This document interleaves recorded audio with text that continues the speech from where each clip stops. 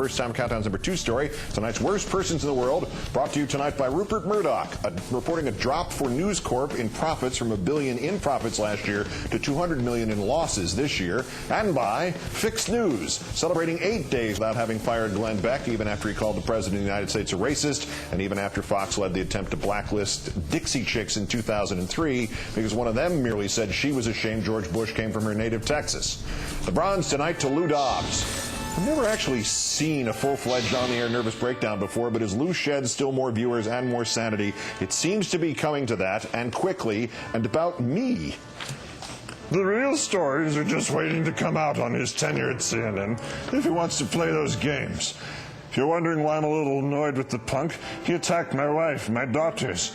I just can't think of why in the world this guy would risk infuriating, annoying, and provoking to anger my wife because she would whip his sorry butt. I guarantee you that. So we're going to be having a lot of fun with Mr. Olbermann, I'm sure, for some time to come.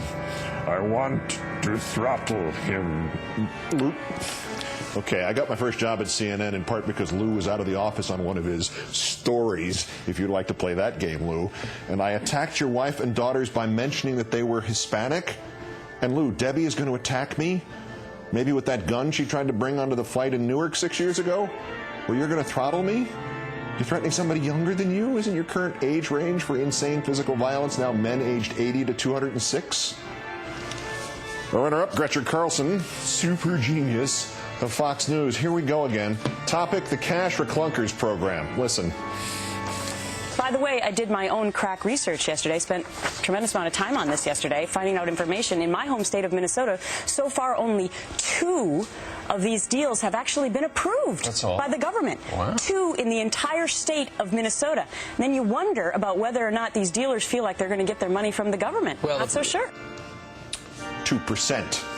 Not the number 2. 2% of all the Cash for Clunkers deals in Minnesota were already approved despite red tape. That'd mean about 150 of the first 75 transactions in Minnesota had made it through the government red tape in only 1 week. Not 2 of them, 150 of them. She went to Oxford. I always thought she meant the university in England. I'm beginning to think she actually means the shoe. I did my own crack research yesterday. But our winner, boss